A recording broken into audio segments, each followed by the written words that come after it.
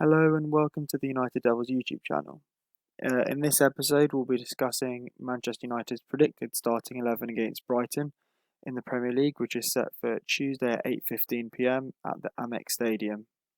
Solskjaer confirmed today that there are no new injuries in the squad. There might be a little bit of fatigue, but he's not expecting any players to be unavailable for the game, apart from those already stated.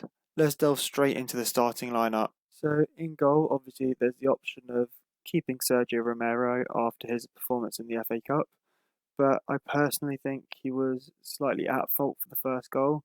I think had it been David De Gea between the sticks, I think it would have been saved and Manchester United would have gone through in normal time. But I do think this is the time for De Gea to come back in goal and really show that this rest maybe helped him and he's ready to carry on fighting for his position and prove that he's ready to be number one again next season. So that's De Gea in goal.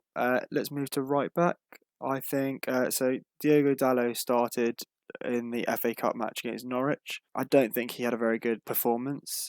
He was a bit lackluster, always getting dispossessed and always getting dribbled past. There's no doubt in my mind that Aaron Wan-Bissaka will be back in the starting 11, and rightly so because he's been outstanding this season so far.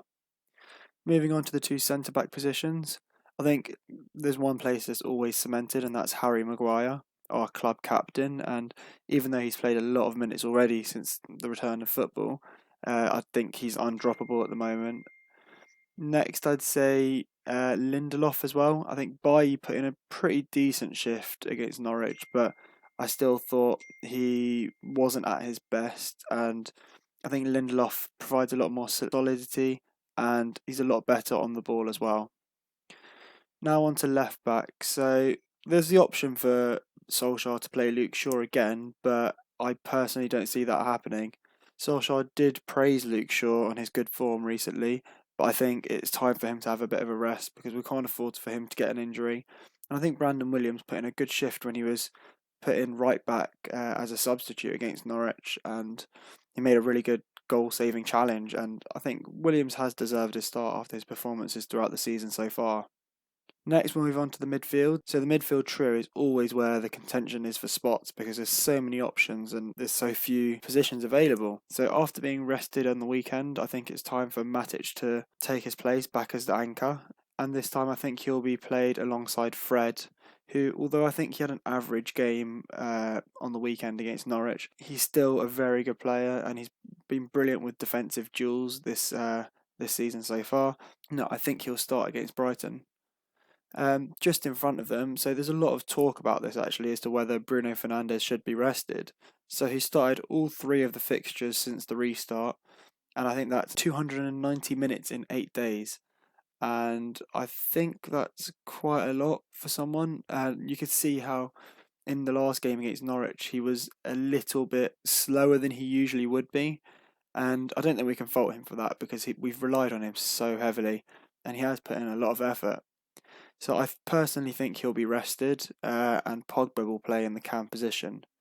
Just on a quick side note, on the United Devils website, one of our writers, Andrew, actually posted an article on whether he thinks Bruno Fernandes should be rested. So I definitely suggest you guys check that out if you can.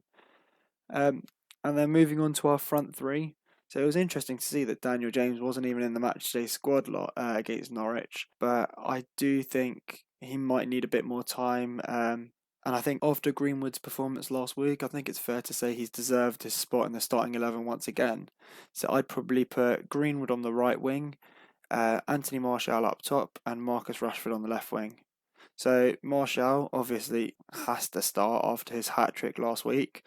He was good to see him get rested against Norwich, although he did come on in extra time. But now he'll be back in the Premier League, ready to be firing again. Marcus Rashford as well. I think he deserves to start on the left wing. It was quite sad to see last week how he missed and fluttered so many chances where you would have expected him to hit the back of the net. He just looked a little bit slower than usual. But Solskjaer's been quite keen to praise Marcus Rashford, restating the fact that he's going to have the best season of his career so far, and Solskjaer's looking forward to see him score more goals. So I think that shows that the manager's got confidence in him. So that should give him a massive boost, and I think he does deserve to start on the left wing because he's been our best player. Well, he's been our best attacking player all season. That's my starting 11 for the Brighton game. I'll run through it one more time. So that's David De Gea in goal, Aaron Wan-Bissaka in right back. Two centre backs will be Lindelof and Harry Maguire.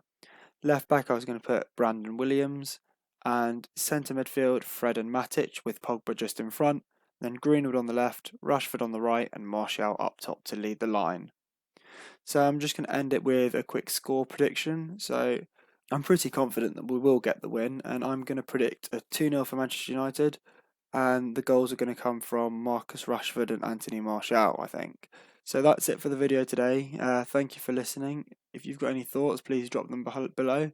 And if you haven't already, please subscribe to our channel for more content like this.